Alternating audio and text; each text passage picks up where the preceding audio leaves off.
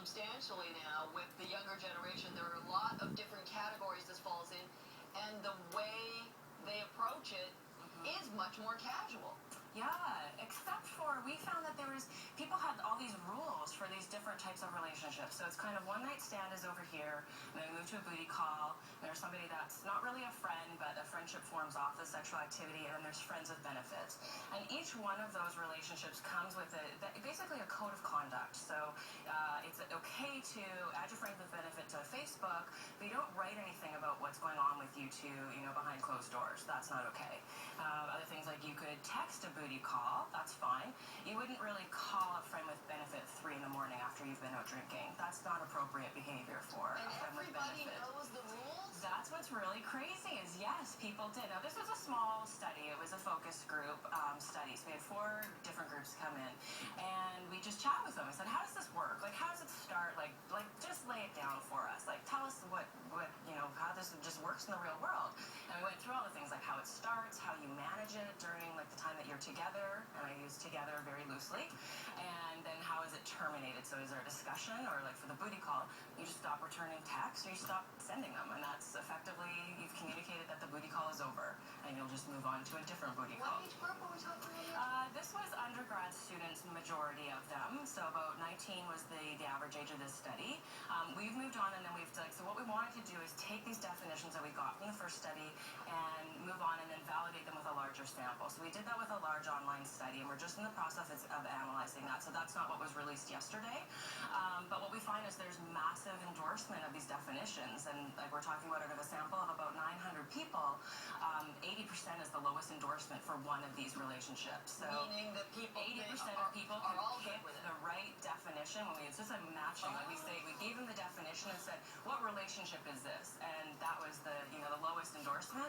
Like one night stand. So everyone knew what you were talking about. Yeah, one night stand. 96% of people can say yes, that's a one night stand, easy peasy. But friend with benefit goes down a little bit, and that the variant in between the booty call and the friend with benefit was the lowest, but that was 80%. So that's still really high. And men and women both regard this kind of dance in the same way. Yeah, like this code of conduct, it's really genderless. It doesn't matter. Like, you're not supposed to call me late at night if you're my friend with benefit. It doesn't matter if you're a female or a male. That's just the rule, and you should know that. We did talk about, like, attachment did come up, and the participants said, sometimes, they did say that, sometimes women get more attached, but I think it might depend on what their reasons for getting into those relationships are in the first place. So if they were looking to start this kind of a casual sex relationship hoping that it would turn into something, then yeah, that's probably going to lead to some negative emotional outflow. Like an emotional minefield. Yeah. This sounds like the kind of thing with people who have sensibilities and a delicate heart are just going to get stepped all over. Yeah, but I think then you just probably wouldn't engage in it. For the people who are engaging them, they would, kind of be clear because they know that there's code of conduct. And if you're saying like, oh, you're my booty call, like that's a very specific, it's kind of a negotiation of terms right there at the outset. Like, this is a late night thing, this is a thing when nobody else is around, or we've been out drinking, you couldn't hook up with a one night stand at the bar, so hey, just like flip out the phone and call your booty call. Make it sound like you're signing up for a phone plan or something. Yeah. Many minutes. Yeah. Well, what is the purpose of doing this study?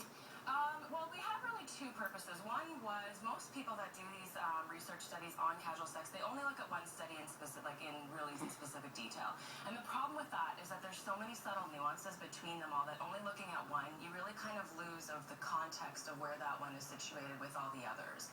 And when we talked with the people, they'd say, well, it's like a booty call, but it's not. Or they'd use other terms to tell you what it is and what it isn't. So I think that's why it was important to just contextualize it and make sure that we know, like, how does this compare to the other ones across the board? Right, just to understand how we're behaving as a society right Yeah. now compared to how we Yeah. behaved before. Why has it, do you think, broken into all of these subcategories now? Well, I don't know, varying levels of commitment that you want to, kind of even yourself sign up for. Because, friends with benefit, it's not a real relationship, but people said it was the most like a real relationship. And the friend with benefit, you respected your friend with benefit. Now, people say, oh, that means you don't have any respect for, like, these other people, and, like, why would women engage in that? But these are ongoing sexual relationships, so you can't totally diss your booty call, or, the one night stand is a little bit different, but the other ongoing friend variant in there, you you can't be, you know, a jerk to them because they're just going to say, we're done. So, I mean, it's not that there's not respect for those ones. It's just that there's like a pre-existing friendship and respect that's with the friend with benefit that's not seen in the others. Do you think that there's more subcategories in part because you have more people participating in casual relationships? Yeah, that's a good question. I don't know. I mean, I think our language for it is definitely changing, and we're talking about it. And I mean, like the movies are coming out. I love this that the Bay had a sale last month, and it was called Friends with Benefits. Like it's crazy the widespreadness of these terms. They're getting picked up everywhere. Can you use the post-it note? What? Can you use the post-it note? Oh, the breakup. I think that would be even more of a breakup than, I mean, certainly for the booty call or the friend variant in there. The friend with benefit, though, people said that there should be a discussion about that. There should be all sorts of discussion about, like, what is this? What are we doing? How are we going to negotiate this? Exactly. Yeah. So that's an awkward, and like most of the time, the friend with benefit, it would start by a drunk night. Because there's an awkward shift there to go from we're friends and now we're friends who get naked with each other. Like there's some interplay going on there. But there would also be a discussion about ending things. So if somebody started dating somebody else, or if somebody was starting to have sex with somebody outside the friend with benefit, then that warrants a discussion between those two We people. used to call this getting lucky, but it sounds to me like the luck part's kind of gone out of it now. It's very clinical. Well, according to the stats, they're like, 50% of people are getting lucky. So Are people getting more casual about it and cavalier? I always fear about And it. is that a bad thing? yeah, that's a question I've been asked a lot, in the past couple days, and I think people are really down on casual sex, and no doubt about it, they are emotionally complicated relationships to navigate, absolutely. But the people who engage in them, they know what they're signing up for a little bit. Like this isn't, where they think they're going to get a relationship out of it. I hope not, anyways, because I think in that case they are really setting themselves up for some failure.